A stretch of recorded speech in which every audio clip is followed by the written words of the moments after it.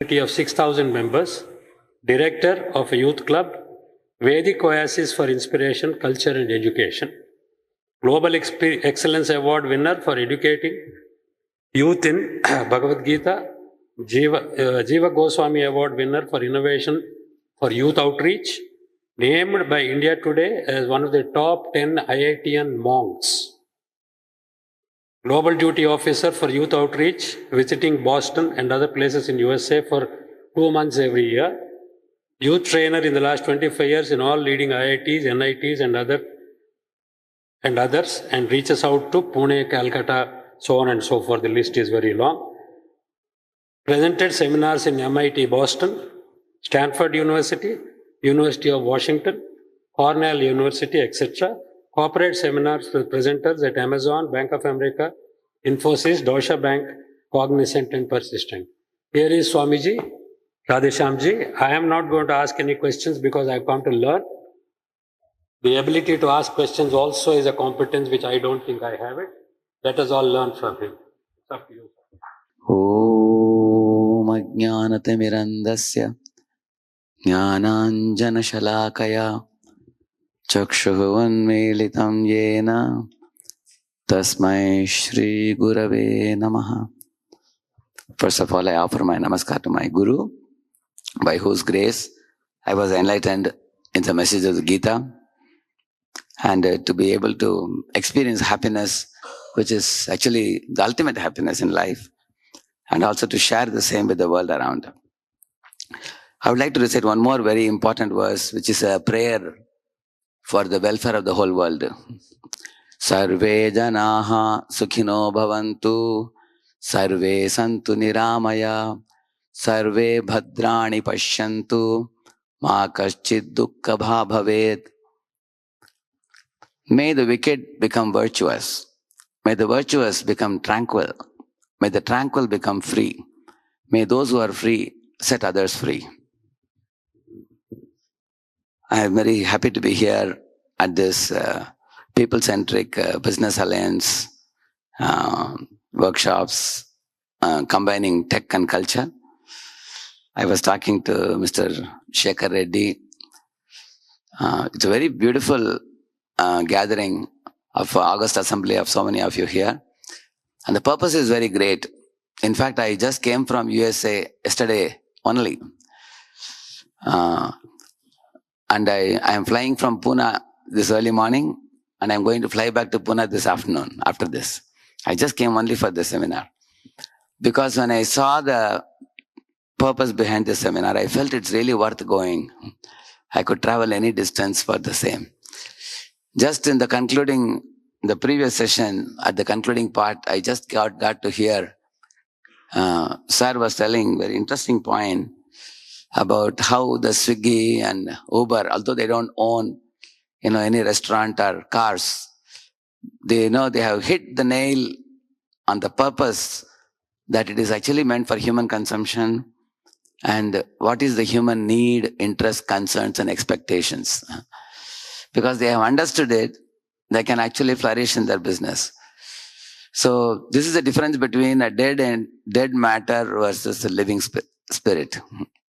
So it's a very nice thing that industries are becoming more conscious now of the human needs.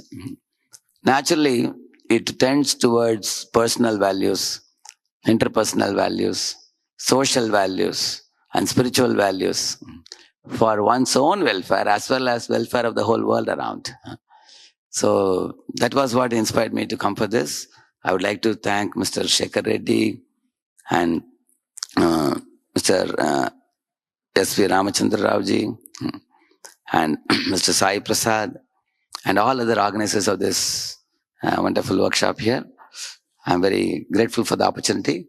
So it was integrating traditional values with modern principles, inclusive, ethical and effective leadership. So I have put it all in a PPT format. The first few pages you have to tolerate me for the text. I'm not going to talk a lot on this, but at least this information I felt is very important when we are beginning on such a forum. Here I have shown some examples of good character in corporate leadership. like Howard Schultz, you can see here. Each of them have something special. Commitment to corporate social responsibility. Each of them like this. Mary Barra, Paul Polman, for Sustainable Living Plan. Each of them, if you see, there is a highlight in the subtitle given. Richard Branson. They are focused on employee well-being and customer satisfaction. Sundar Pichai. They are responsible development in technology, including data privacy and AI, to avoid AI misuse. Similarly, Patagonia, they have focused on environmental sustainability and fair labor practices and corporate activism. Sheryl Sandberg, empowering women in leadership roles. Similarly, Larry Fink, again, society and environment impact in their business strategies. Ben Cohen, again, socially responsible business practices. So like that, each of them you will see, they're all dedicated to some ethical and socially responsible business practices, which reflects their commitment to good character and corporate leadership. Now, there are certain business people who ask a question, what is the need for being such an example of character? What do you gain by that? Because oftentimes, there have been statements made in the previous decade, greed is good. But now they have changed the statement, greed is not good, green is good. So the world is changing now in its perception. I have also shown more here examples like Narayana Murthy, his emphasis on ethics, transparency, and corporate governance, and Ratan Tata Group for philanthropic initiatives, and Anand Mahindra for ethical leadership style, for advocating sustainability. And Naveen Jindal, again, the CSR, especially in the field of education, like the Jindal Foundation, they are organizing with ISKCON, in ISKCON Kanpur, like 20,000 students come once in a year for a drug de-addiction kind of program. So we work with Jindalji. Adi Godrej, ethical business practices, again on sustainability and innovation. Kiran Mazumdar Shah, you see here. She's known for ethical approach to business. Vineet Nayar. Employees first, customers second, which is rare. So Rajat Gupta, so known for contributions to business consulting and social initiatives, many social initiatives. Now I have also quoted some examples of bad character in leadership, or questionable character and unethical behavior. Enron scandal, Volkswagen trying to escape from the pollution related thing. They had actually a device which will not show the actual pollution. Later on, when they were caught, billions of dollars they lost. And the company's reputation was also spoiled, because that goes on to show the intention of the leaders of the company. So Wells Fargo, fake account scandal. There are many other scandals. Actually, these are all published in the media openly. Nothing is private in this. It has come for the public consumption. From there only we have put all these things together. So corporate misconduct and unethical behavior in India's corporate circles. These are also things which came out openly. Because generally in India, we think India has so much values and morals and ethics and character emphasis in our cultural roots. So we may tend to think that everything is all right here. But even here, we have examples of Satyam scandal, Kingfisher Airlines, mismanagement and defaulting on loans because of extravagant lifestyle. And here, Nirav Modi and PNB scam. Again, the fraudulent bank guarantees is a very common thing. Sahara Group. So there are many groups like that. So many of you may be knowing most of this because you watch these things. So here comes the point. Why should good character be cultivated? How does it influence a leader's behavior. Or we can also say, if you cultivate good character, what gains will you get as a business leader? It surely brings trust and credibility in your, constituents. You see, there are people who are in your inner circle, working right next to you. Then there are people below you. Then there are your customers. So to win the trust of all these people, we have to be aligned with true north.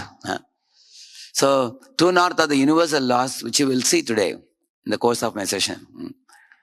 And if you align with it, you are going to win trust, and you can also place trust in people. Like I came to Pune way back in 95, and in 1997 I was made a temple president. And our community was like 100 people. Today our community is 6,000 people now. And one amazing thing with ISKCON society is, we are a organization where everybody is a voluntary worker. We don't pay anyone. We are a charitable organization. So imagine you have 6,000 people with you, you have to get the work done from them, but you don't pay them a single penny. How challenging it can be. So that is where I also learned many aspects on leadership. Because the only motivation has to be inspiration. Without inspiration, people are not going to take it up. So we have to win the trust of people, otherwise we can't get the work done. So if you want to win trust and credibility, character becomes of paramount importance. Integrity, consistency. You see, these are the examples of good character of leaders who have won the trust of many, many. So you don't have to worry about all these different headings I have given. I'm just showing you. Later on, once you enter into seminar, it will be very easy after that.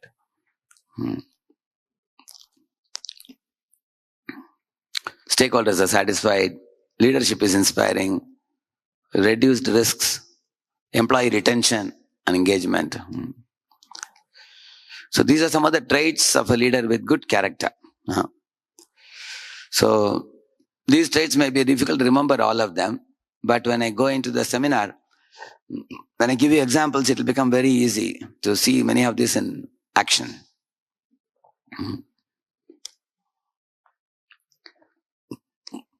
See, so many special qualities of a leader with character. Okay, now let us enter into the PowerPoint presentation. So, effective leadership lessons from Indian epics. So, I will start with a story from Mahabharata, and I will ask you a question as soon as I complete this.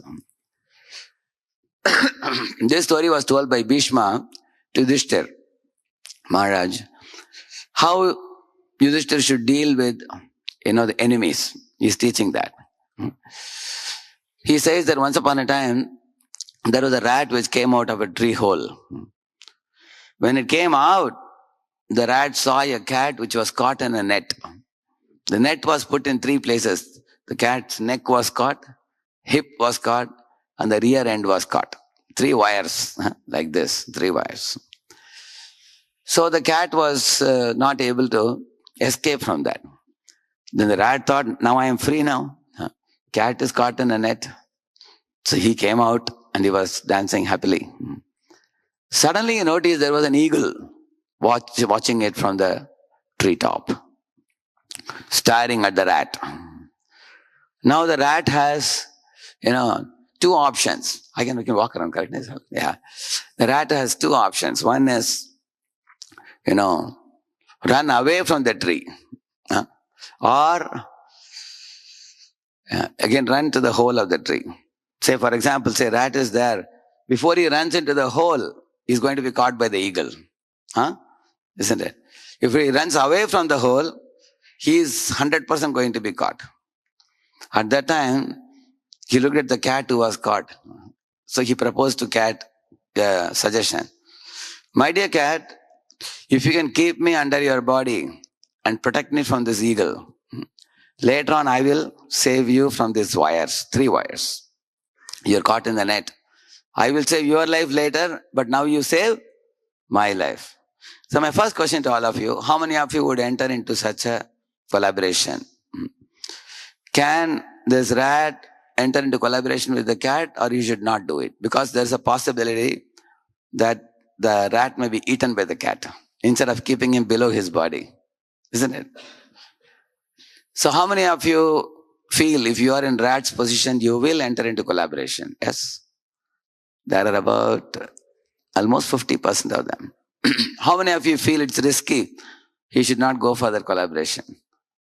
There are about another 50%. Okay. Now, the question is, if you don't enter into collaboration, is there any other solution? Because if you don't collaborate, then 100% death of the rat. And if you collaborate, there's a possibility of saving his life. So which one is better? So collaboration is better. Such things may happen in business also sometimes. You have two possibilities. 100%, you are destroyed, or there's a possibility of 50%. You may be saved. So the rat decided, I'll enter the collaboration. So then the cat was very happy. He said, I thought I am gone today. Hunter will catch me and kill me. You have proposed a very wonderful idea. Thank you. Come quickly. So he kept him under his body. And then the eagle was watching for a while, maybe half an hour, and then the eagle went away, thinking that now there is no more possibility of the rat now. After that, the cat told him, now your enemy is gone, come out. So he came out. And then the rat was coming out and just standing and staring at the cat. Cat asked him, but what about your promise? You said you will cut my 3 wires, isn't it? Why the rat was not taking a swift action, do you know that? Yeah. If he cuts the 3 wires, there is a possibility that the cat may eat him up. If he fulfills the promise, the cat will eat him up. If he doesn't fulfill the promise, he lacks integrity. Question to all of you now. What would you do in that case? Will you help the cat, save the life of the cat? Or you are going to not cut the wires? You will just run into your hole. That's the question. How many of you will run into the hole if you are that rat? Your life is saved now, you just run into the hole. Is there anybody? Nobody. There are a few hands up, okay. How many of you will save the cat by cutting the wires? Yeah. So good number of you. Oh, really?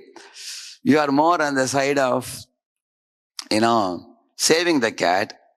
There is a possibility of that becoming lose-win. Lose-win means you lose and the cat wins by swallowing you. Isn't it? And if you ran into the hole, not caring for the cat, then it's win-lose. Your life is saved. You win, and the cat is killed by the hunter. Should you go for win-lose or lose-win? And if the rat never entered the collaboration, then it is lose-lose. Cat will be killed by the hunter, and rat will be killed by the eagle. So both lose-lose it is. That is also useless. But we want to actually go for a win-win. So how do we go for a win-win? So Bhishma is giving the clue to Yudhishthira Maharaj in the Mahabharata section. In Shanti Parva, there is a very nice advice he gives. Many brilliant things he tells. This is one of the things. He says that the world is not a place of competition. It's a place for complementing with one another. We can see it as a competitive arena, or we can see it as a complementing arena. So there is a possibility for people to survive if you cultivate character. The real character is win-win. Whenever you collaborate with anybody, think of their welfare first, and then think of your welfare also. So the rat should think of both people's welfare, cat's welfare and his welfare. So what the rat did, he cut the first wire and the third wire. And the middle wire, he didn't cut it. Here, the hip one. And the cat was doing like this. He goes, what about this? So the rat said, wait a minute. I will do that when the hunter comes. He said. Cat understood. He's a smart fellow. He's cut the first and third wire. The middle one is not cutting because he knows I will swallow him. And the cat started screaming at the rat saying that, you traitor, you cheater, you liar, all that. But the rat was peaceful and calm. He said, you can call me names if you want, I don't mind. But I am a man of character. I'll keep my promise. I said I will save your life. I will do that. You call me whatever you want. He waited patiently. And when the hunter came, 10th tree, 8th tree, then 5th tree, 3rd tree, 2nd tree, he was very close to the next tree and the cat was screaming and shouting. When only one tree was left, the rat cut the middle wire. And immediately the cat ran to the treetop. He climbed up the tree and ran to the top. And the rat ran into the hole. Both the lives were saved. So here is an example of win-win. How smartly the rat collaborated with him for a win-win.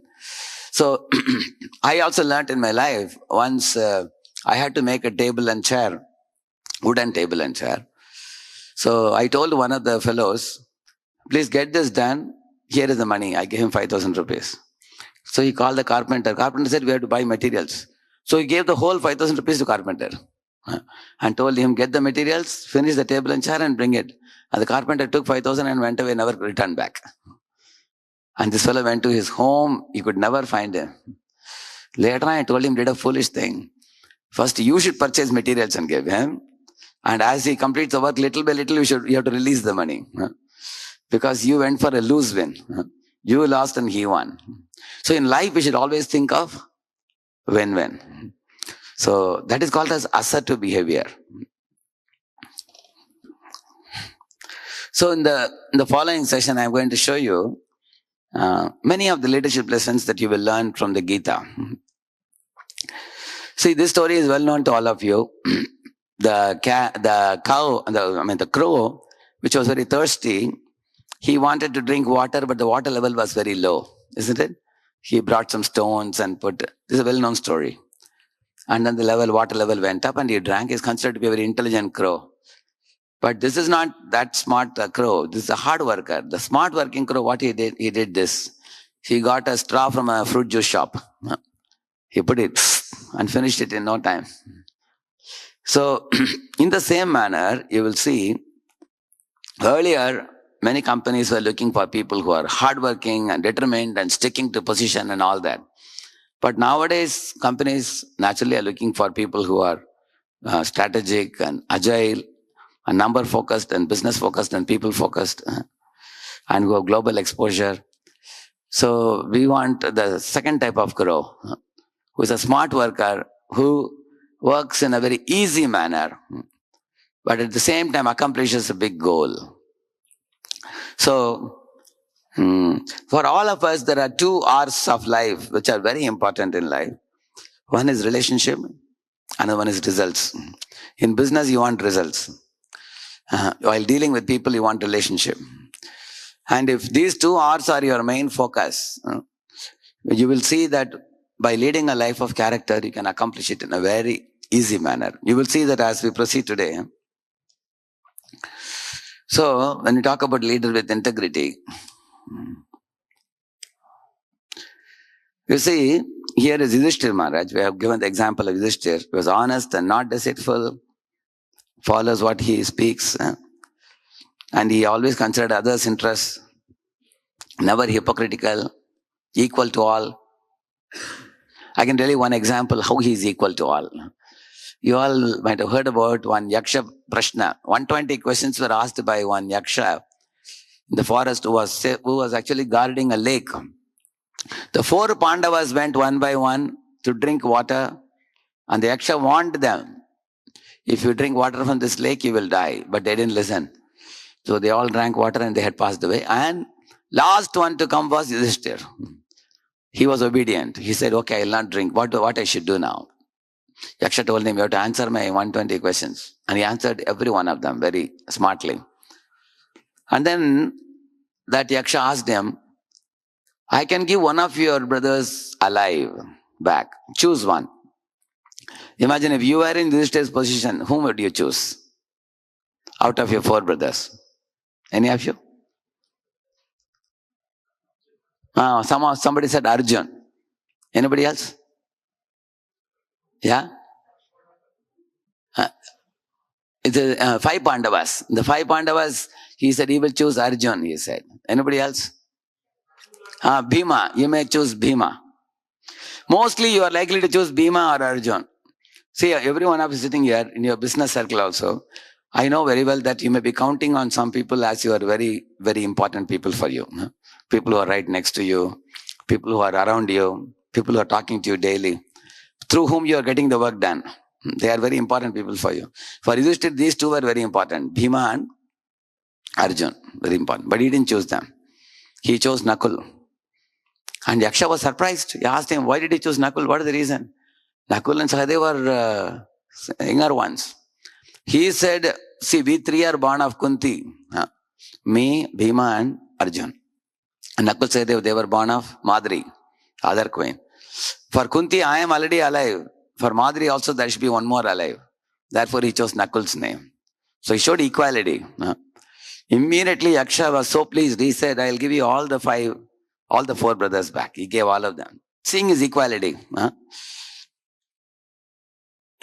On the other hand, here is Duryodhana, example of a lack of integrity.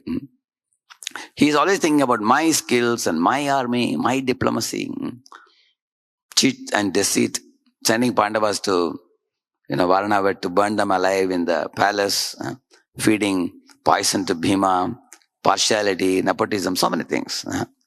Selfish, duplicitous. It's just the opposite example. You can see Arjuna's paradigm. He's thinking, Krishna is my Lord and friend, and he's Parabrahman purest. My victory only is in his company. He thought one mentor is greater than a whole army. It is better to have one lion instead of 1,000 sheep. That was Arjuna's estimation. So he chose Krishna. But here you see Duryodhana's paradigm. He was thinking, what's the use of Krishna who will not fight?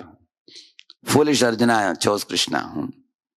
I am very smart to get the Narayana Sena. He thought like that. So he is always thinking in a way by which he makes material calculations only. He forgot the spiritual factor. So integrity means thoughts and actions based on values, not personal gain only. Let me give you an example. Say there were two bakery shops, A and B. A bakery shop was earning only 5 lakh rupees monthly. B bakery shop was making 20 lakhs. And people are wondering, why is it? Many people coming to A, many of the friends of A businessman told him that, hey, B businessman making 20 lakhs, you are making just 5 lakh. The reason was, whenever the bakery items were getting fungus, the B shop would just brush it and sell it. But A shop, if fungus would come, he would throw it away. So he was losing a lot. So all the people who tell A that you are very foolish, Jamana badal gaya, now times have changed now. Everybody is making so much money. Don't be so much truthful. You are losing out on money. But A was sticking to his integrity. So how many of you feel that A is just, you would like to stick to the path like A, or you feel B is more practical? We should be like B. So that's my question to you. Yeah, what do you feel? How many of you feel that it is better to be like B instead of A? Which means make 20 lakhs profit. Nobody? Sure? How many of you are confident that you want to stick to the path of A, even though you get only 5 lakhs? Almost 60-70% raising hand.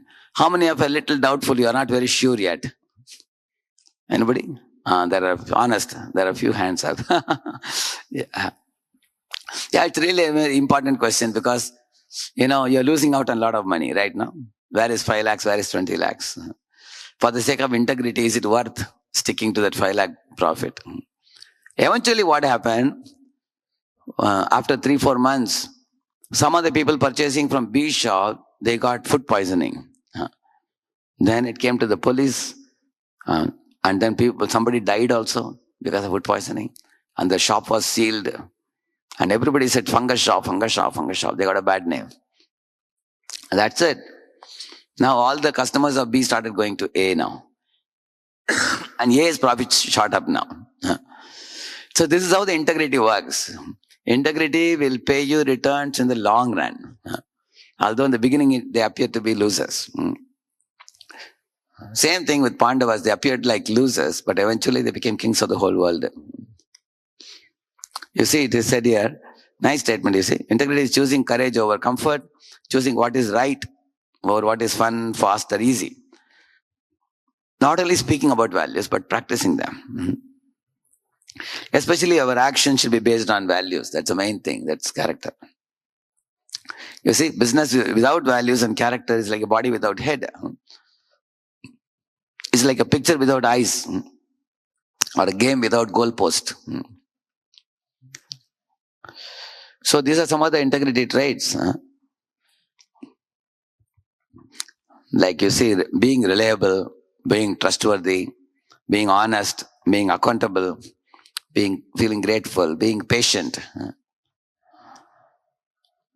So in your own businesses, we can do these simple things, you see.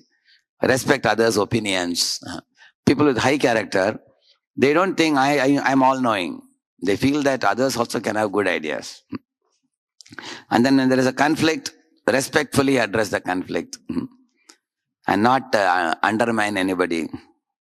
Be a good role model. And any unethical behavior should be reported. So these are...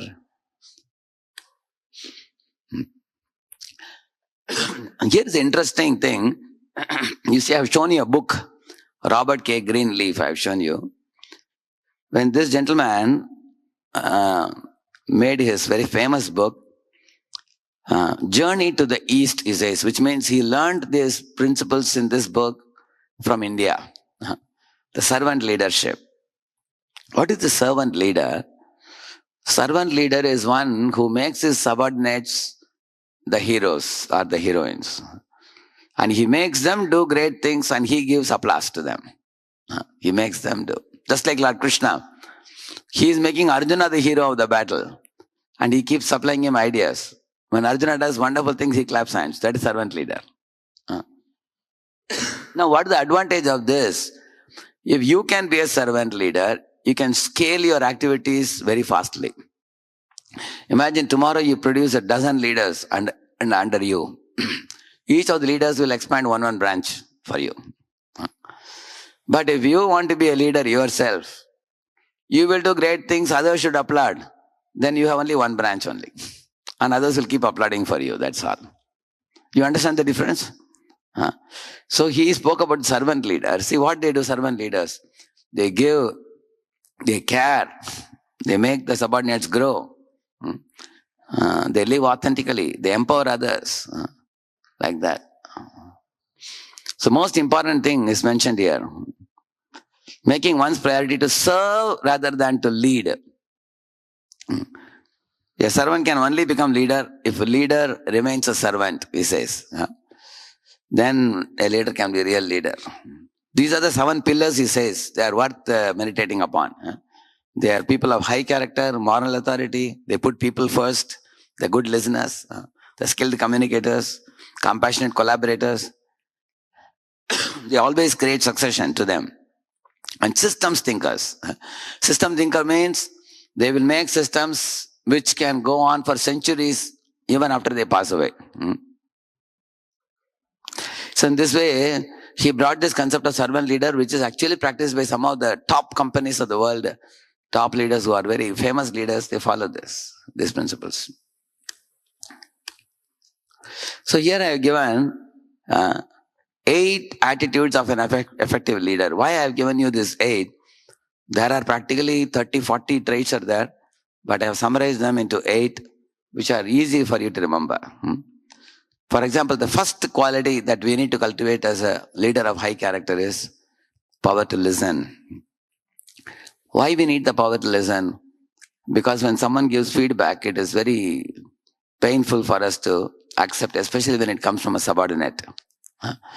So many companies, like for example, Motorola and Honda, many companies, they have a day on which the employees can bring up their feedbacks And even listen, ask and speak up culture means they allow them to ask questions to the managers. And managers have to be answerable to the questions. They can give feedback. Think about automobile. The road is touched by the tire where the person who's working under the mechanic is working. Does he know about the automobile, or the automobile engineer working on the CAD cam in the computer he knows? The answer is both of them know. The person working in the computer also knows something, and the mechanic also knows. So they have to combine together to be able to make the automobile function properly.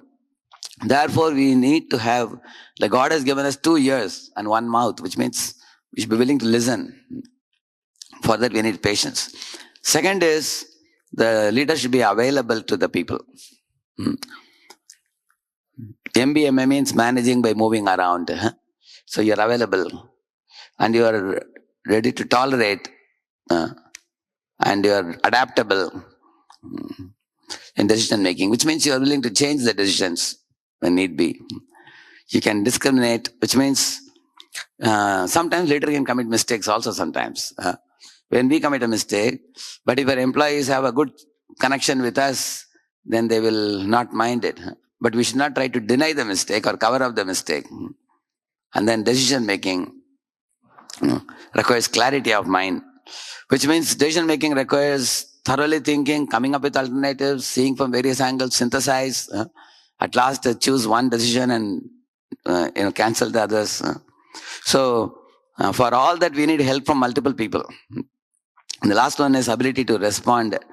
That means you may risk the failure, admit your mistakes, and seek help from the team members. So these are all very high character qualities. The last one is team spirit. Celebrating diversity in your team. Like, look at these 5 fingers. This is a challenging finger. This is indicating finger. Longest finger. This is a ring finger. The smallest finger. But although they all are diverse, if you combine them together, then you get the power. So similarly, our team should have diverse people. Not that everybody should be like me. I don't have to clone them to be like me.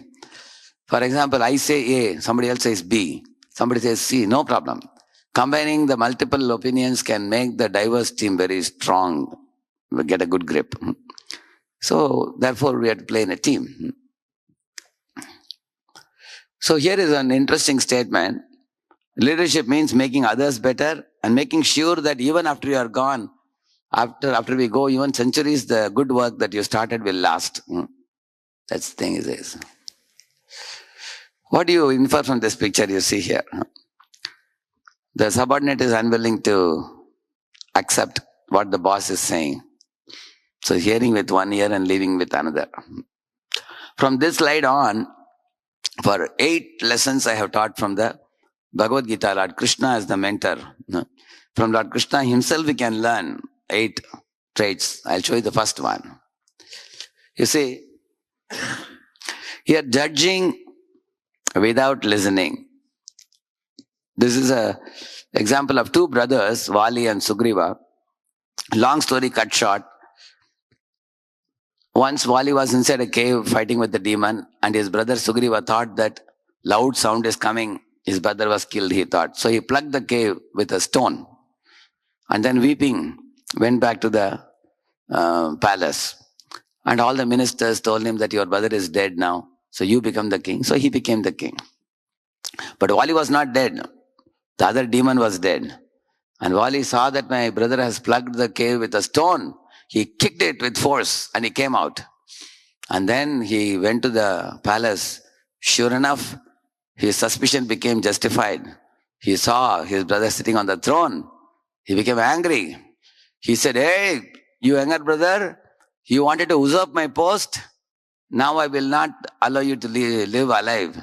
So he punched him, like you are seeing here, how he is beating him up. And Sugriva said, "Brother, I never knew that you are alive. Please understand me." He wasn't in the mood of listening. So he had to flee for his life. At last he went to one Rishimuka Parvat. It's there in Kishkinda today. Where Vali was prohibited to go there. So that's why this fellow survived. The point is, Because while he was in no mood to listen, later on he lost his life itself because of that. So generally in this world, when people don't listen, that's the end of relationship. Most families end up in divorce because both parties are more in an aggressive mood of proving I am right, you are wrong. Nobody is in the mood of improving. Everybody want to prove. So therefore this fellow...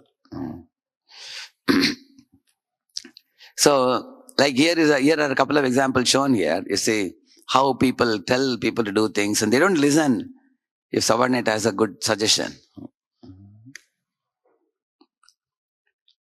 On the other hand, if your 100% work can be delegated to so many people as an effective manager.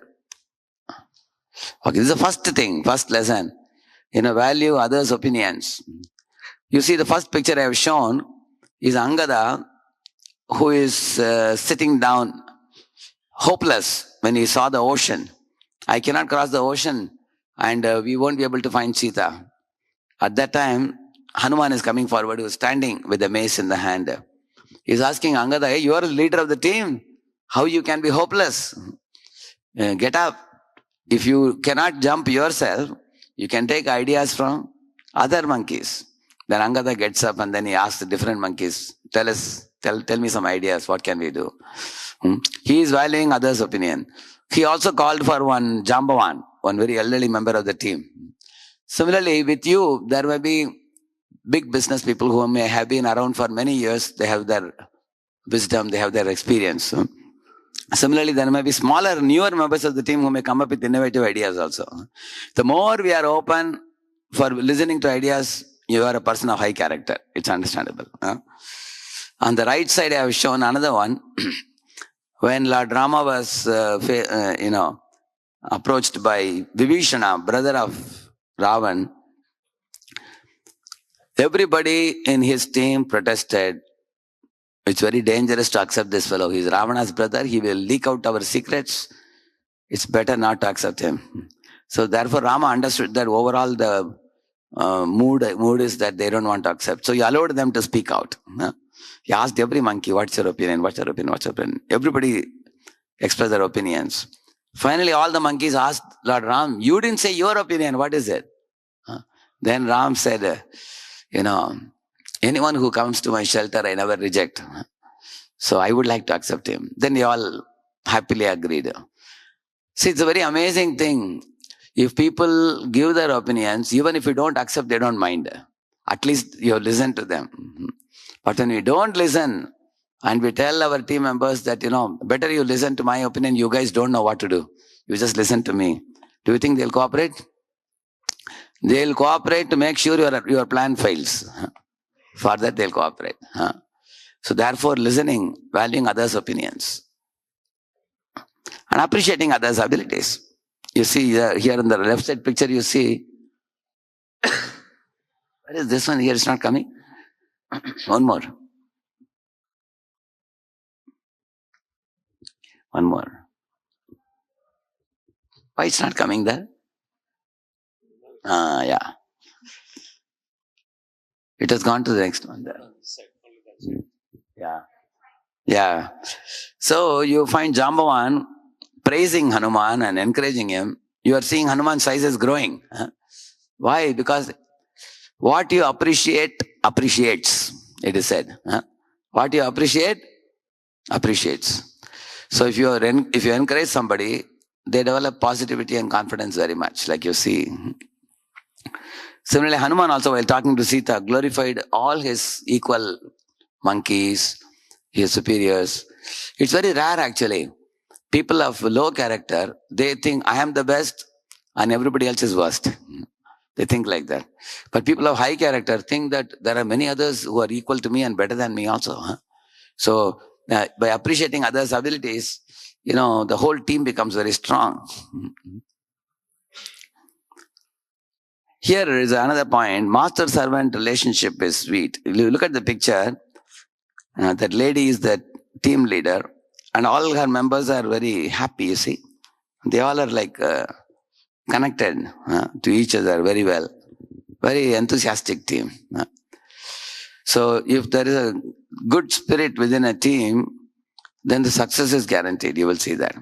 Like you see, Krishna and Arjuna also were a sweet team. They were thick friends. At the same time, Arjuna accepted Krishna as a guru also. And Krishna guided and Arjuna followed. You can see Karna and Shalya had a bitter relationship. Because Karna was not willing to listen to any advice from Shalya. He told Shalya, shut up your mouth, you are only a charioteer. Don't give me any advice, I know what to do. So Shalya got down and walked out of the battlefield. Whereas you will find Krishna Arjuna, many times Krishna corrected Arjuna and Arjuna was willing to listen. So we want trusting relation, not rusting relation. So the rusting relation is actually even between a president and a vice president of a company. If there is some strain in the relation, sometimes the vice presidents have left the company and gone to rival company. And they will give all the ideas they learned here to the rival company. And rival company will start skyrocketing. While the parent company will be nosediving. It has happened. So therefore the relationship is the most important ship is relationship, it is said. So master servant, they solve the problems as one unit. For example, if I am the boss, if something goes wrong, I should not punch on the nose of my subordinates saying that you guys are useless fellows. You brought the failure. Which is a common thing people do in this world. If success comes, people raise their collar. If failure comes, people get into a blame game. Like this. That's a common thing in this world. I'll give an example. Here you can see Arjuna and Krishna together. They are solving as one unit. Like Arjuna is telling Krishna that whatever I do, I am doing on the guidance that you are giving. So it is our success. It is not my success. That was his feeling. Here is an example of Dr. Kalam's boss. His name was Satish Dhawan. 1970s, 1980. 2 times they were sending 2 rockets. The first rocket crashed because the computer program had some error. At that time, Dhawan had told them to be careful. But prematurely it was launched and there was a crash, lot of money loss also. But Dhawan told his team members, I will take care of the press reporters, don't worry. So he was ready to accept all the insult which came. A decade later, the second launch was done carefully. It was success. So Satish Dhawan told his whole team members to give interview to the paper. And he stayed behind. So Dr. Kalam was very touched by that behavior. He said, here is a good leader. A good leader is one who opens his chest for all the rotten tomatoes when people throw. And he protects the team members. And when success comes, he doesn't receive bouquets. He receives bouquets and looks out of the window to distribute bouquets to his team members. So he wants to share that success with team members. So that is the meaning of a team where leader and the subordinates are in one unit together.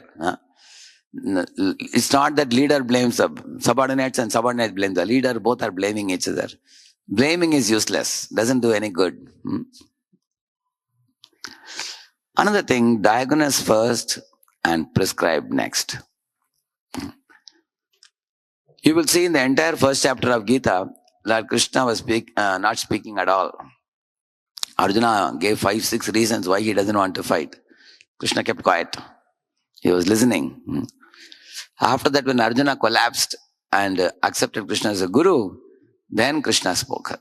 When Arjuna hired him, then he spoke. So this goes to show, if you are a good listener, then people will later on be willing to listen to you. Which means it is said it takes courage to stand up and speak. It also takes courage to sit down and hear. It is said. So it's a very practical example, Gita itself. Listen first, speak next. Lord Krishna listened. Krishna knew everything. But still he was patiently listening. Okay, let him exhaust all his points. After that, when he asks me a question, then I will answer. That is Krishna's point. Empower subordinate to express without hesitation. Arjuna was asking Krishna in one famous verse, Katam Bhishmamaham Sanke Dronam cha Madhusudana.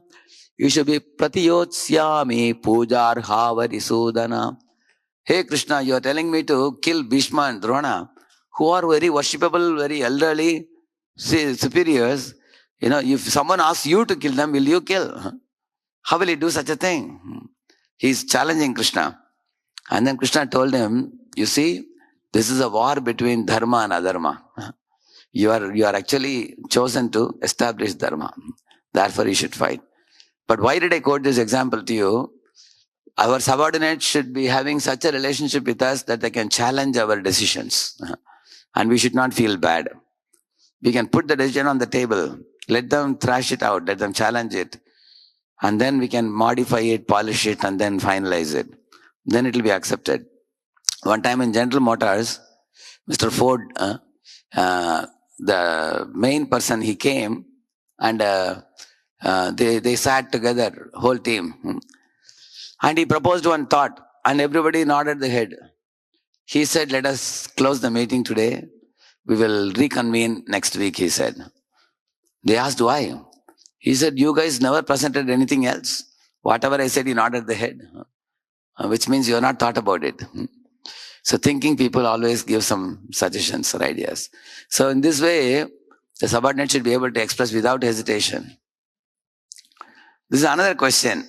Should we be fierce or should we be mild? See the funny picture here. The boss wants to yell at these people and they are fleeing away. That means too much fierce thing doesn't work. Here you find in the Gita, Lord Krishna chastised Arjuna that you are weeping in the beginning of the battle, putting your bow down, not standing up and fighting. Don't you know Atma never dies and the body is never alive? He scolded him. But he also spoke very sweetly with Arjuna. Here you see in the 4th chapter, Bhaktosi me sakacheti Radheshyam ketaduttamam. He's saying, dear Arjun, you are my friend, you are my devotee. Therefore, I am revealing this Gita wisdom to you, which is a great secret. So both types of behavior Krishna is combining. Bold and sensitive, courageous and considerate. So it's very important to learn the art of being polite and firm. That is the meaning of a manager. A manager means polite and firm. See here, neglectful parents, that mother is looking at the computer and the child is eating lollipop, you see. Not eating the food. Other irresponsible parents are quarreling. This is the neglectful parents. Then there are 2 mild parents, where the children dominate the father or mother, you see. There are 2 fierce parents who yell at the children, isn't it? Then there is bold and sensitive parents. The 4th one is the most ideal. It's called authoritative. The 4th type of parents, like mom is telling the son, beta, you want to play? You should go at 5 o'clock and you should be back at 6. After 6, you are going to sit down with your school textbooks. We are going to study. All right? And the son is also looking at the mom and saying, okay, I'll come back in 1 hour, but you should not disturb me in that 1 hour. He's also saying. See, both of them are showing hand like this. Which means the mother is kind, she is also strict. A combination. You can see Yashoda and Krishna. Yashoda gives so much love to Krishna, but she also shows a stick also. A combination works. Should we be fierce or mild? We should combine both. Here you see, the first one is neglectful manager. Below one is 2 mild managers. So mild that the team members are talking among themselves. They have ignored the boss. And the 2 fierce manager yells at people and nobody wants to come near. And the last one, the top right you see, that is actually a manager who combines being fierce and mild and polite and firm. That's ideal actually. This is all, what I'm telling you, these are all universal principles. Bhishma tells Yudhishthira that a good leader is one who knows to combine these 2 traits. Being fierce and mild. You should know when to be strict, how much to be strict, how much not to be strict. You should know that. Yeah. That is a bold and sensitive manager. Simultaneously.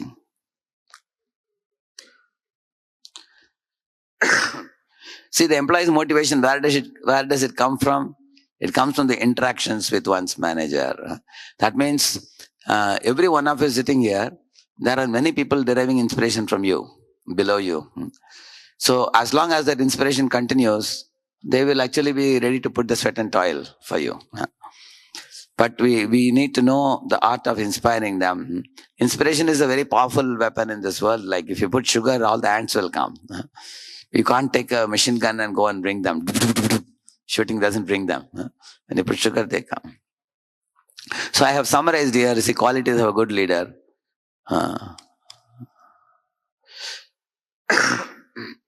He has interest in people, he has self-esteem, he appreciates diversity, and he is willing to accept the opinions of others, different from our own opinions.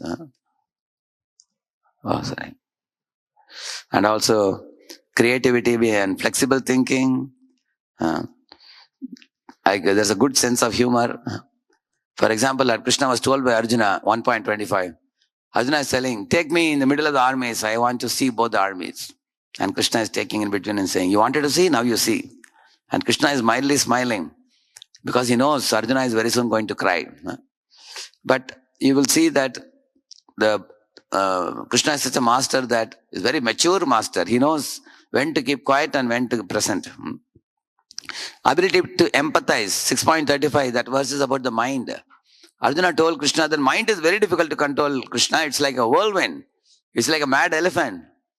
And Krishna said, Arjuna, what you said is correct. Mind is very difficult to control, but it is not impossible to control.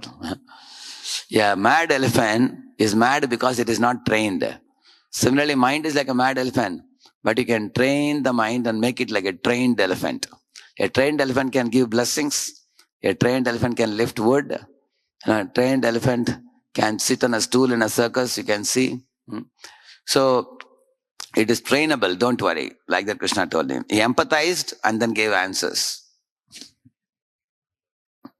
You see, ability to form sustainable relationship. You know what is sustainable relationship?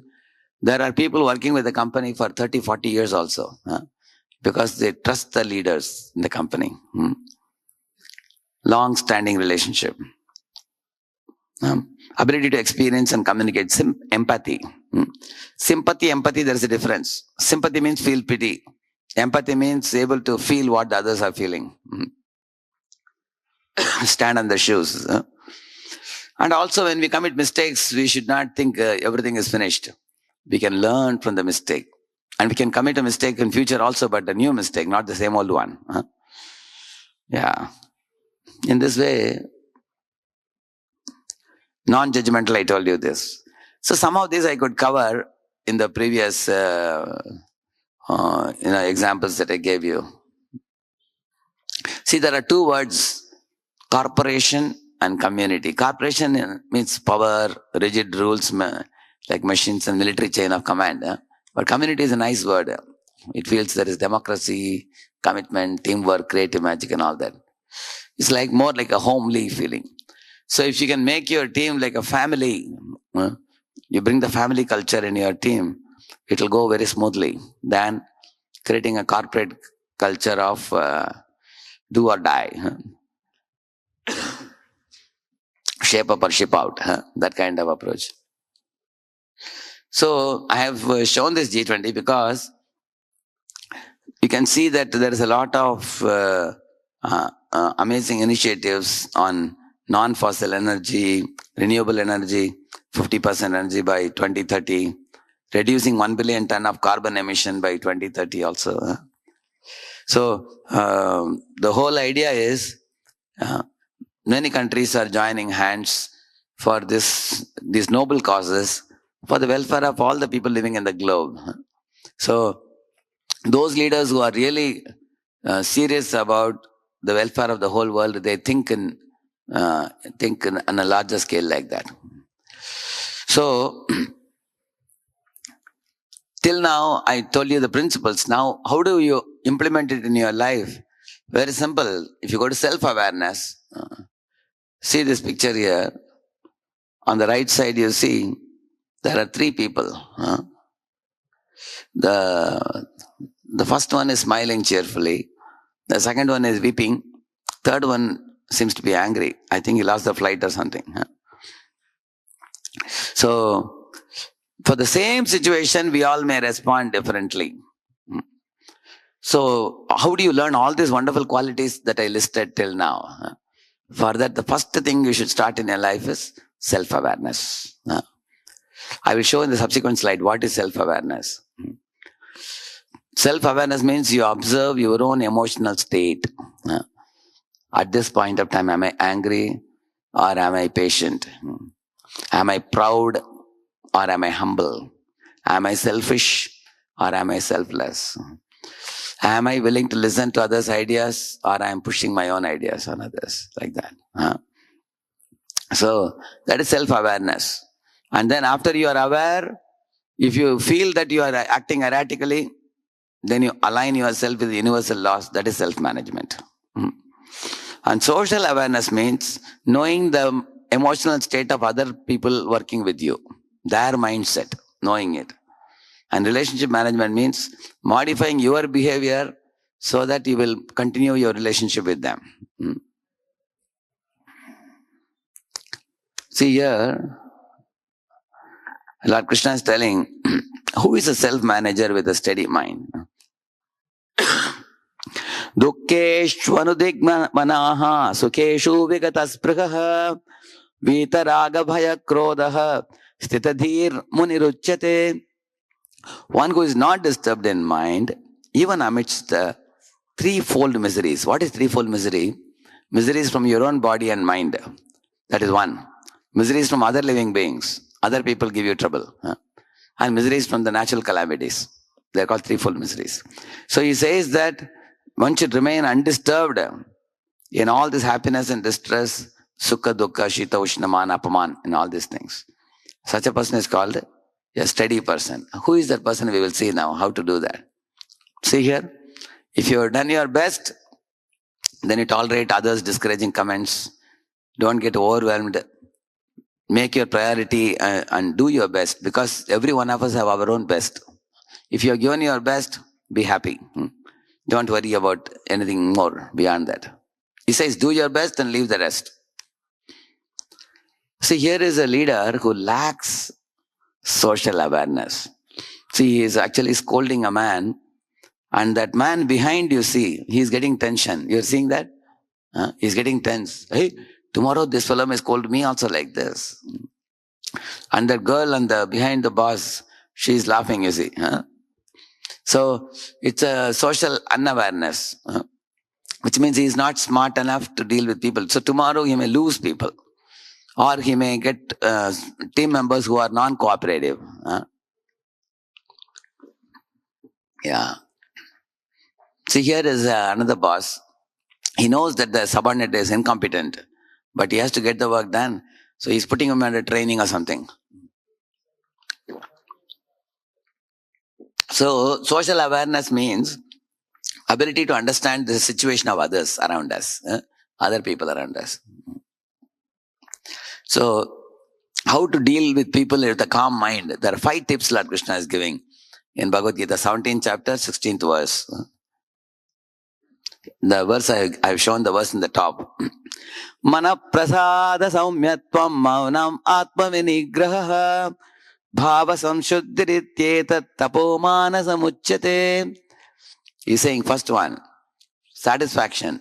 If you cultivate gratitude and avoid unhealthy comparison. You know what is unhealthy comparison? Can anybody say what is unhealthy comparison? What is healthy comparison? We have one more mic there with them. What is unhealthy comparison? And what is healthy comparison? Actually, healthy comparison is good, but unhealthy comparison is bad. Anybody?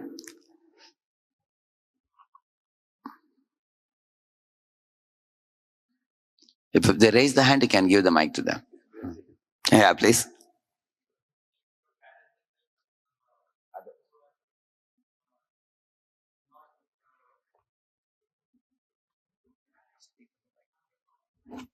Can you hear me? Yeah, they're below you, and to demean them, that comparison I think is unhealthy comparison. But to actually learn from them and somehow improve yourself and try to improve them is healthy comparison, I feel. Okay. The first part, what you said is perfect. If somebody is below you, inferior to you, don't ridicule them, mock at them. Instead, you help them. And somebody is better than you go to learn from them. Appreciate them, congratulate them, glorify them. Unhealthy comparison means somebody is better than me, I try to pull their leg like a crab. Or somebody is inferior to me, I ridicule them, mock at them. So therefore, one should avoid such unhealthy comparison. And also, another thing, how do we get satisfaction in life? All of you think for a moment. You have your 2 hands, legs, eyes, ears, face. You have complete body now. Be happy for the body God has given you. And be happy with the family in which you are born. Be happy with the education you got. Be happy that you have been a business person. You have grown so much in life. Think about what you have. If you think about what you have, you'll be satisfied. If you always think what you don't have, you will always be feeling, some emptiness in the heart. So one should cultivate satisfaction. Then mind is peaceful, he says. Second thing is a silence. Speak truthfully and avoid useless talk, he says. Because useless talk eventually becomes debate, arguments, fault finding, blasphemy, and then bad mouthing and all that. It creates a lot of problems. Those people who are too much into social media, they waste a lot of time also, and they get into many quarrels also. If you reduce your unnecessary interaction and speak something useful to you and others. Third is avoid duplicity like mantra or shakuni. Don't indulge in cunning activities. They will create negativity in you and they'll create trouble for others also. Keep yourself simple. And self-control. These are qualities of self-control. And sanctification, Chanakya says this, matravat paradareshu. Treat every woman as like your mother other than your own wife. And don't loot others' money, he says. And also treat others as you wish to be treated. So these are all universal laws, which if you follow, your mind will be peaceful. These 5 things, I call it as a 5 S's. Satisfaction, silence, simplicity, self-control, sanctification. Bhagavad Gita chapter 17, text 16. Yeah. So here is a summary of self-awareness, self-management, social awareness, relationship management. There are many sub-items are there. These are all actually taught in many company programs, training programs for the leaders actually. By cultivating this, we can become people of high character. So, the first one is self-awareness, I told you. Look at these 2 pictures on the left and right side. Are you able to see something very significantly different between the 2? See the 2 leaders. Both are ladies, 2 women. The first team is discouraged very much. And the second team is very joyful team. Which means our emotional state can affect our members. You can see that. Then you yourself question, what is happening with me? How I can improve? That is the state of self-awareness. And then self-improvement means, then you work on your good habits, behavior, diet, exercise, and try to become more healthy in body and mind. And then you raise your energy level so that you can act properly. So now I'm going to give you one self-test for all of you. You have your smartphones with you, or you have your paper and pen with you. The 20 questions I'm going to show you, each question has 3 options, A, B, C. You just have to note down 1 out of the 3, okay? You're all ready? The question is at the top, you see. At what time do you wake up in the morning? 4 a.m. to 6 a.m., 6 a.m. to 8 a.m., after 8 a.m. So it's A, B, C. You have to write 1 out of the 3 in your... For each question, Q1, you put A or B or C. Like that, mark for the whole 20 questions. Then you will know what type of personality you are at the end. It's only for yourself. You don't have to show it to anybody. It's only for yourself, okay? Ready? I'll go to the next one.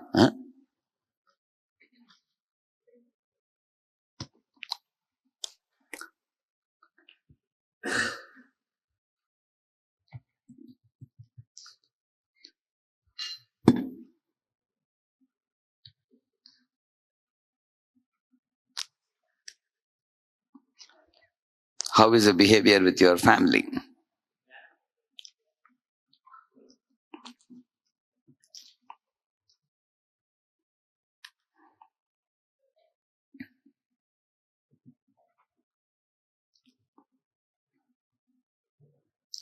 You need to write only the A, B, or C. You don't have to write the full answer, okay? What is the quality and duration of your sleep?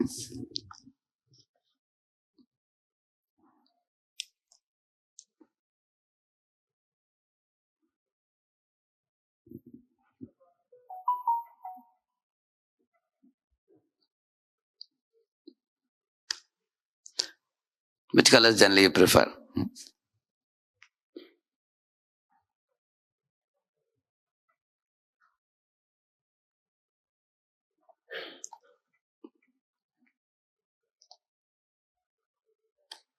How would you rate your memorizing ability?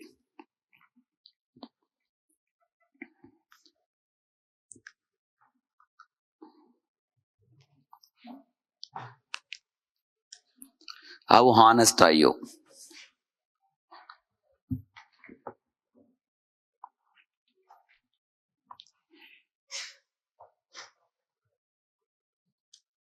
How much are you inclined towards charity?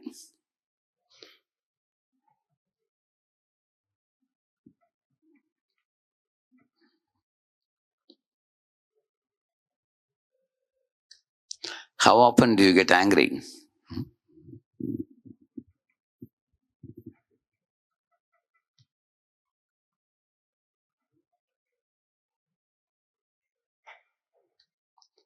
Your love is it universal or personal, or you love only yourself?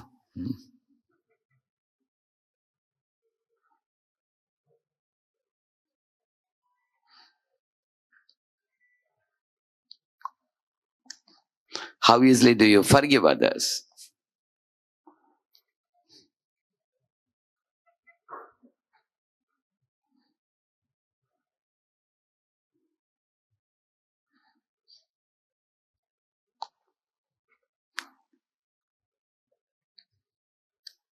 How inclined are you towards cleanliness?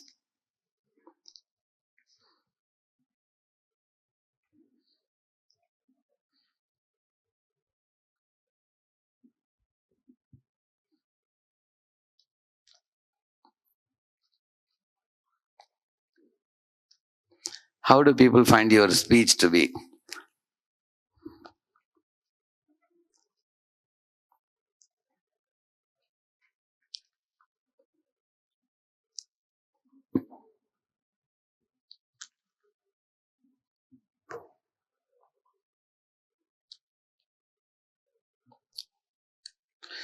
What do you dwell in your mind most of the time?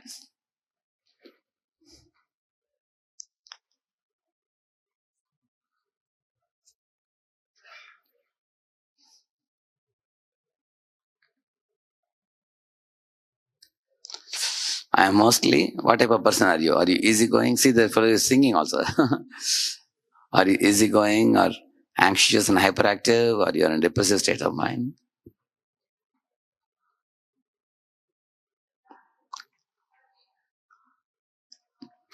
Describe the way you work.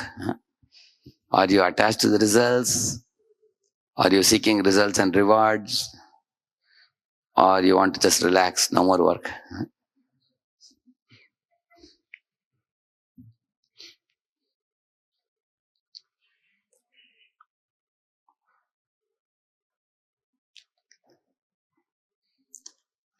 When faced with a challenge or a new situation, what do?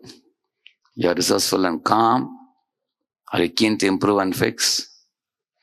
Or you curse the situation?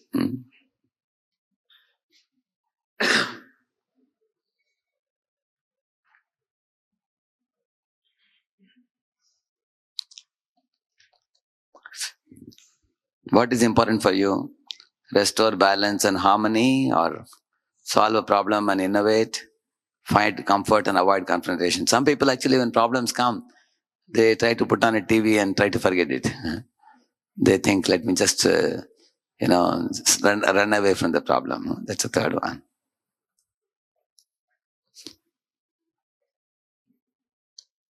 What music would you prefer listening to? Soothing or loud or sad?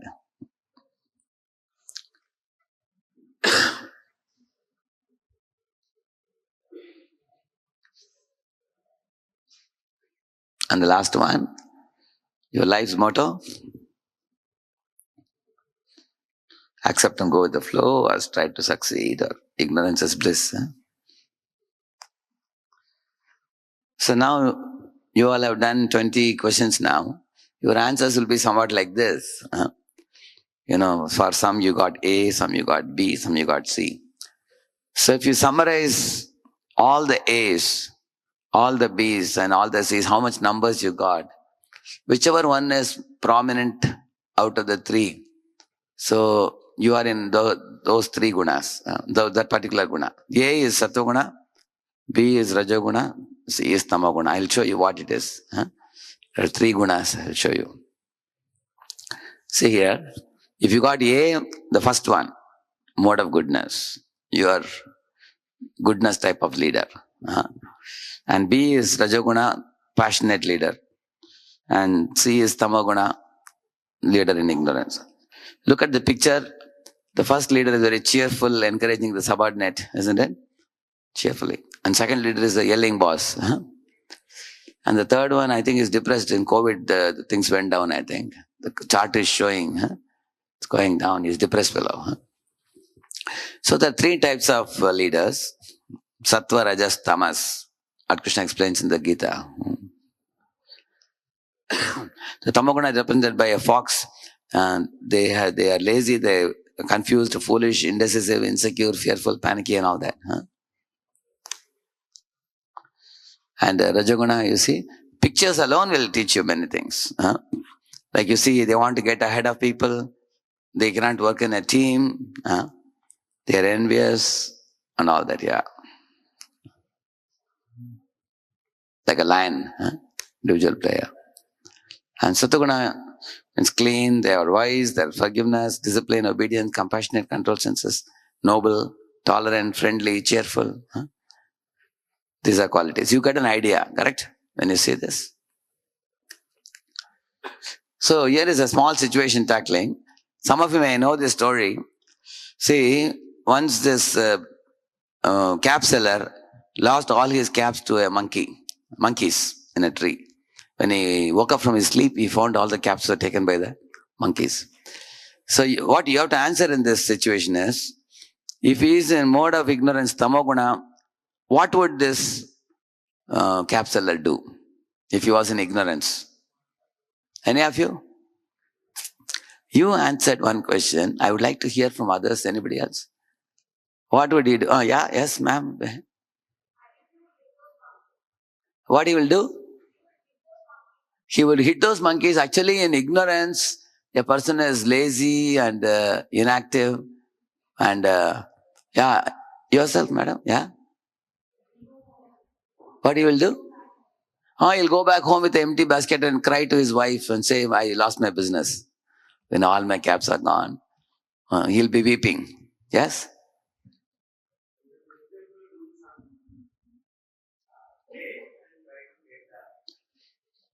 But a person in ignorance doesn't think so much.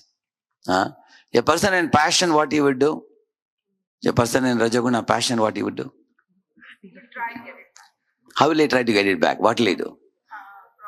Throw few and Oh, he will throw stones, or he will take a stick and hit them. Do you think he'll get the caps back?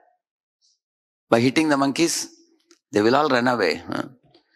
But one who is in goodness is the only person who thinks. See, there are three gunas, sattva, rajas, tamas. And sattva means you think and you act. Rajoguna means you don't think much. You partially think. And you make snap decision. He may think, oh, my caps are gone. Monkeys are taken, hit them now. Immediately he'll get into action mode. Ignorance means he will be panicky, weeping, confused, indecisive, he'll go home. So a goodness person thinks, if I have to get back the caps very smartly, I have to come up with the idea. Even all of you as business people, somebody has purchased commodity from you, he's not giving you money.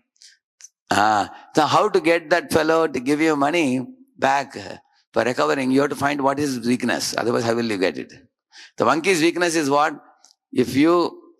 That is shown here, you see. सोची और उसने अपनी टोपी हवा में उछाल दी। ये देखकर बंदरों ने भी अपनी टोपियां हवा में उछाली।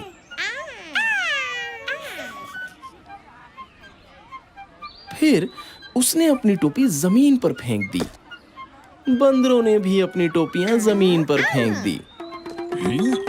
ये हुई ना बात। He understood that if I put my cap down, they will all put their caps down. And then he picked up all the caps, correct, no? So, how to introspect and modify your current pattern of working? You are a thinking leader. Huh? You see, this fellow went to the forest with his dog and in the horse bag. But the dog saw his wallet on the ground near the tree. So the dog was barking, but this fellow couldn't understand. He shot the dog thinking that the dog is gone crazy. But later he realized the wallet was lost. But he got the wallet back, but the dog was dead. Because it was a passionate decision he made. On the other hand, look at Newton. One day his dog toppled the candle and all the papers, 5 years of research got burned. But he didn't shoot the dog. He only told, "Oh, you foolish dog, you don't know what you have done." Because he was in goodness. He thought that even if I kill the dog also, I won't get the papers back. So compare this Newton's behavior with the behavior of this foolish man who shot the dog hastily. So this is in passion, this is in goodness. And this is another example in ignorance. This family, that man fell into a financial debt and he fed poison to all family members and died. Recent one it is. It is July 13, 2023. Recent in Bhopal. Last year only. Whole family died. It's a mode of ignorance, tamoguna. So, I'm concluding with this because it's getting late for all of you. So, you will see that most of our time we waste are in tamoguna, rajaguna. These activities are all in tamoguna, rajaguna. These are all time wasters. So, tomorrow, if you want to be a leader of high character and you want to save a lot of money, lot of your time, by knowing these three gunas and rising above Rajo and Tamoguna and coming to Sattva, you can save a lot of your time. This is a summary I have given here. Leaders in Sattva, they think and act. Leaders in Rajas, they think partially and act. Leaders in Tamoguna, they never think, never act. For example, here you see, leaders who are passive, they are in Tamoguna. Leaders who are aggressive, they are in Rajaguna. You see? And leaders who are assertive, they are in which guna? They are not only in Sattva, they are a combination of Sattva and Rajas. Because Rajaguna is like a flood and Sattvaguna is like a dam. So when you put a dam, the flood can be retained and the water can be used well. Assertive. Like here you see, a person who is aggressive says, "Leave me alone," or else, like that he says. Whereas person who is submissive, he says that, "Oh, I will do it, never mind, whatever happens, I have to do it anyway," he says. Whereas the assertive person says, "I need my time alone, but how about if I can do it later?" That is assertive. Assertive means you give others, their freedom and you take your freedom. That is assertive. Aggressive means you dominate others. Passive means you allow others to dominate you. Assertive is a midway. As I told you, polite and firm, that is assertive. Win-win. Assertive is win-win actually. Like you see here. It's actually intersection of your needs and others' needs. And that is why this is Raja Rishi means Raja is in Rajaguna, Rishi is in Sattvaguna. When you combine these two, you get a noble leader. Like all of your business people. But if you combine your business strategies along with character that you receive from the wisdom literature and wisdom people with wisdom, then you will see that the combination S plus R in the middle you see that, Sattva and Rajas. That makes a noble leader. If you are only on the Rajas, then there is selfishness and prone to active life. People in Rajaguna oftentimes overwork and their money is honey. For them, money is everything. They compromise on family, they compromise on health and everything. And people who are in Sattva, they have love, compassion, they are noble. But when you combine the Sattva and Rajas, it becomes a very powerful combination. Like here you see, the kings were Raja, they were Rajaguna. And they were guided by rishis who had the Sattva.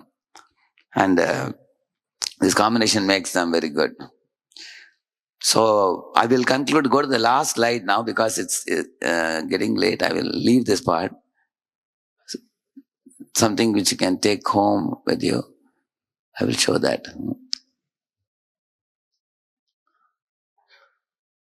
You can see the ABCD formula. Something very easy to apply for increasing the Sattva-guna. Very easy to remember. A for association, B for books, C for chanting, and D for diet. So the kind of books you read, movies you watch, music you hear, friendships you keep, by good association, like today I told you from Bhagavad Gita, Mahabharata, Chanakya Niti, all these things, they're very helpful. Increase the good association, so Sattva can be built more by that. Secondly, association here, when I say, I especially mean personal association, like saintly association, attending a program. Like our ISKCON has Abhij temple. You all know ISKCON Abhij here in Hyderabad. We have a nice temple. We have programs on Saturday, Sundays, very nice programs. And all over the Hyderabad city also we have many programs. So I will show you one QR code, and that if you click, you will get more details about that. And second thing is about books of wisdom like this, from where I referred today, many of the. And then this is C for chanting. Chanting means what? Man means mind, tra means freedom. Mantra means that which gives you freedom to your mind and makes it very calm. So anybody can chant anywhere, any time of the day. Hare Krishna, Krishna Krishna, Hare Hare, Hare Rama, Rama Rama, Hare Hare. So 108 times you chant like this, it takes about 10 minutes a day. Try it. Anywhere. In fact, every religion, you take Christianity, they chant Hail Mary. You take Islam, they chant namaz also. You take Buddhists, they chant Namo Abhida Butsu, they also chant a mantra. Jains, they chant Navakar mantra. Every religion has mantra. Why? Because the mantra calms the mind. This is a research done by the university.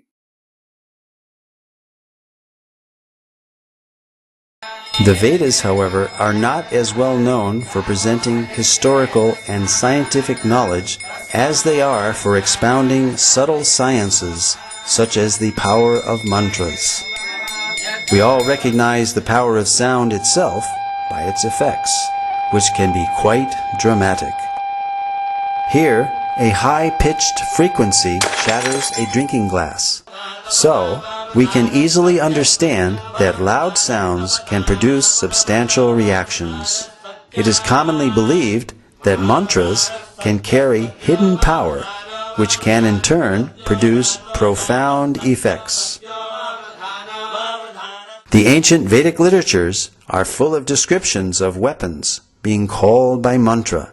For example, many weapons were invoked by mantra during the epic Kurukshetra war, wherein the Bhagavad Gita itself was spoken.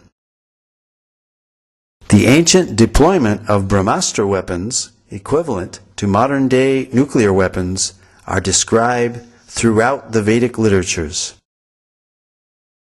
Additionally, mantras carry hidden spiritual power which can produce significant benefits when chanted properly. Indeed, the Vedas themselves are sound vibrations in literary form and carry a profound message.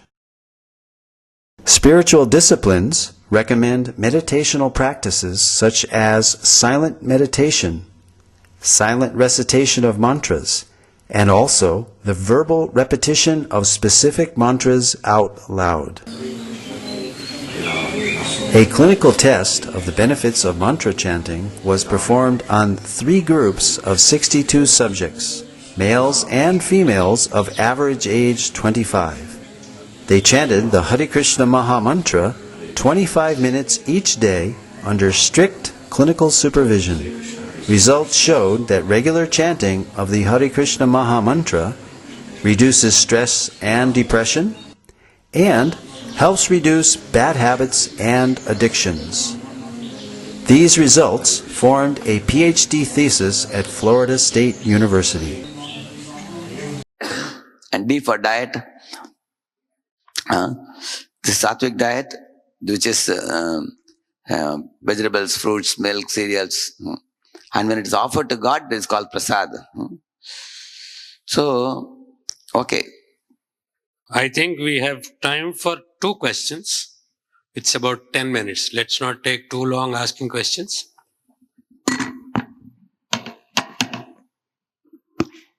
Anybody has a question?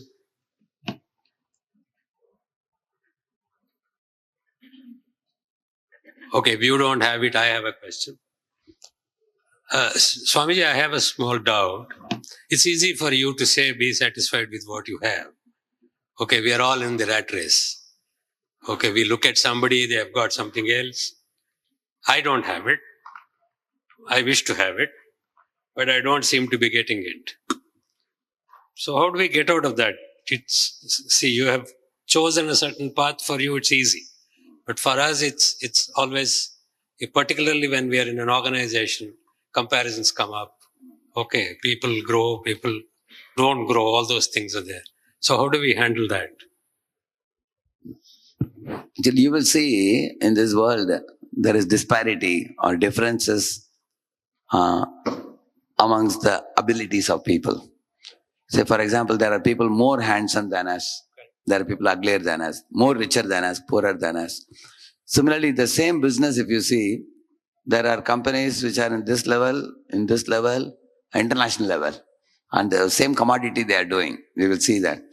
So, that was the last part. I didn't get time to do it. To show that in this world, we are not the only one who is doing everything. We are a co-worker with God. Like we sow the seed, God gives the rains.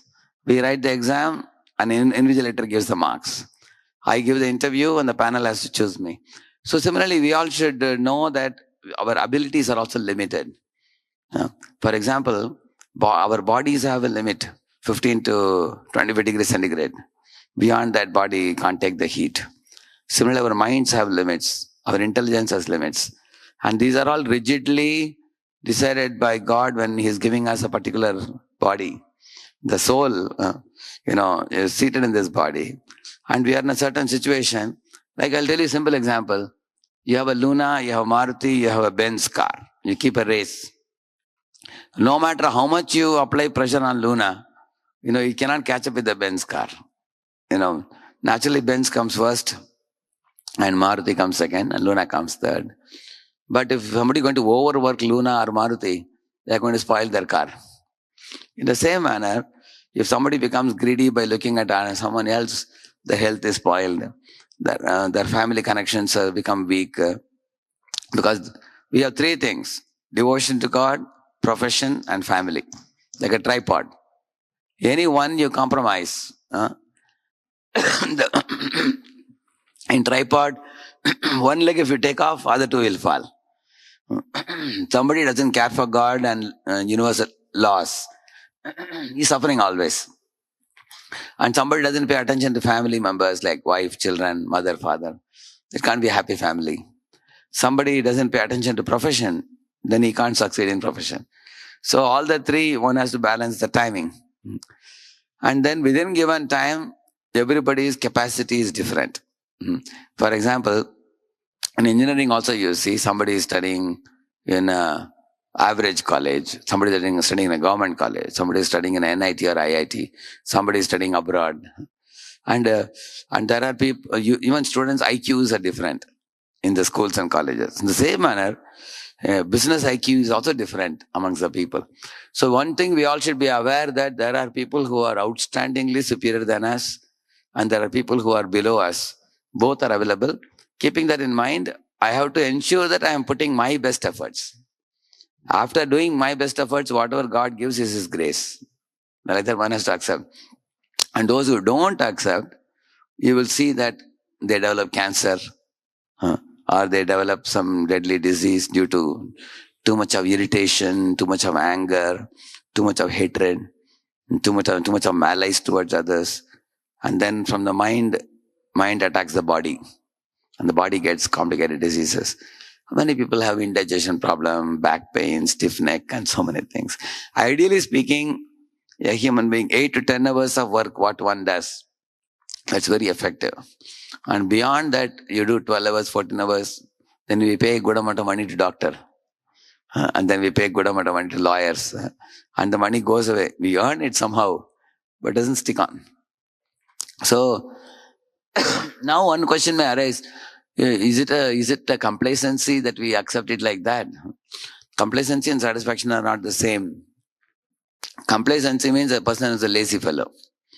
Like Krishna never told Arjuna that you sleep in the chariot, I will fight the battle. He didn't say that. He told, I will guide you, but you should take initiative. So if I am taking initiative, doing my best to the fullest of my capacity, but I don't want to stretch beyond, like rubber band, if you stretch too much, it's going to break. Similarly, we have our limit, but we can always be in learning mode. This is one thing. Second thing, there is something called a situational leadership. Say tortoise and hare. You all know the story, The rabbit slept off, so tortoise won. In India, people always say slow and steady wins the race. But if the rabbit never slept, who will win? Rabbit will win. The fast and consistent will always be ahead of slow and steady. So that means the tortoise will never win. But there is only one possibility of tortoise winning. If the tortoise adopts a strategy of situational leadership, where the tortoise tells the rabbit that let us keep a goal ahead of the river. Then the rabbit will run till the edge of the river and he can't cross the river. But tortoise will slowly go there, jump into the river, and he will go reach the goal. Then he becomes winner because he changed the strategy. Similarly, every one of us, we have to find out what is God-given talent I have, in which I am unique and I am smart at it. Then they may succeed in that. That is one. That is what Lord Krishna calls as Varnashrama, we call it. Everybody has a unique ability. Like myself, for example, I was very keen even in my 5th or 6th standard that I should study Gita and teach. I went in that line. Of course, my parents wanted me to do engineering and everything. I did that for their happiness. I did. I worked for some time. Got my sisters married and settled. Then I went in this line. Like last 30 years I'm doing. Every day I have 5-6 lectures. I can happily do that. Because once you get set in a line which is natural for your psychophysical nature, we will be very happy and satisfied in that. And you don't look for anything else. So all of your business people in business field, the real satisfaction not only comes by money making and selfishly enjoying it oneself. You can remember these 3 letters, D-A-S. Dharma, Artha and Seva. And Dharma means you should actually act according to the universal laws which we learned today. That is Dharma. And then Artha, the money which comes should be utilized for not only for one's own enjoyment, it should be given in charity. In nature, you see, God is through the nature giving. Sun is giving sunlight, moon is giving moonlight, clouds are showering water, plants are giving us flowers, trees are giving us fruits, cows are giving milk. Everybody is giving. Only man is grabbing. So if you go from grab mode to give mode, then by that actually the Artha that we earn will be, Artha has 2 meanings. Artha means money, Artha means purpose. So if we understand the purpose of life is to purify the heart by giving charity for the ultimate cause. And then Seva comes. So Dharma and Artha combined can be engaged in Seva. Then the life will attain fulfillment. There are 2 words in Sanskrit. Abhyuday and Nishreyas. Abhyuday means accomplishment. And Nishreyas means fulfillment. So fulfillment is for the heart. and accomplishment is for showing off. Most people want which one? They want to show off. And that's why they're not happy. Fulfillment is more important. For example, you eat food for your satisfaction and you dress externally for showing off to others. Correct, no? Nobody will make a plate of food and show to others, see this much I am eating, nobody will show it. But when it comes to dressing, we dress in such a way that we want to show to others. So most people in the world want to impress others, and that is where they burn out themselves. So I would suggest that work for fulfillment, and that will actually align with true north. And one can experience happiness and spread happiness also. All right? Thank you. The question.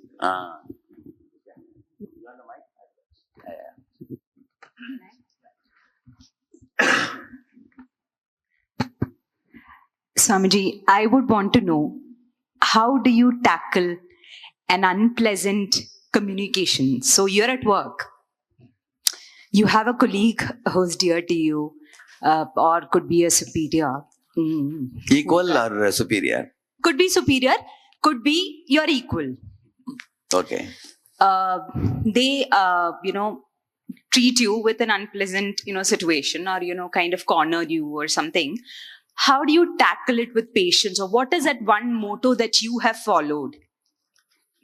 Actually, if that colleague is important for me to collaborate with, because the end work has to be achieved by a collaborative effort, then I may keep my relationship business-like with them. Okay, whatever is to be done, I will do my part well. And then they will do their part. And I will be respectful. But at the same time, I will not become overly familiar. Because if I become overly familiar, they take me for granted. And they may insult me. They may dance over my head. So therefore, I will not become overly familiar. At the same time, we will be respectful in our dealings. Because respect is a very good thing to do. Because by respecting, many things can be done through respect also. At the same time, we may not be able to become very close and intimate with them in terms of friendships. Because their dealing is not appropriate to the standard. So we can be business-like. And at the same time, we also can look into ourselves. What am I doing wrong due to which that colleague is becoming unpleasant with me? Maybe I am not doing my work on time. I am slow to submit my work. Or maybe I am not keeping promises. I am lacking fulfilling my promises. Or I promised something, I didn't keep up to the mark. Or I didn't keep up the deadline, or something like that. One of the things is to openly ask them, what makes you so unhappy? Please tell me. I am willing to learn some lessons and modify my behavior. That is a sattvic behavior. Is that all right? Yeah, thank you. Yes, please. Swamiji, I had a question. Yeah. Actually, you explained the trigunas, that was sattva, tama, and rajas. And I would like to ask that, does a leadership or a good leader possess all the three characteristics, or does it only possess one of them? Actually, predominantly, any leader will have rajoguna, because rajoguna means creation. Sattoguna means maintenance. And tamoguna means destruction. So, people who are in tamoguna, they often end up things in a mess. But those who are in rajoguna, they take initiative, they have courage, they work hard. Sometimes they work hard overboard also.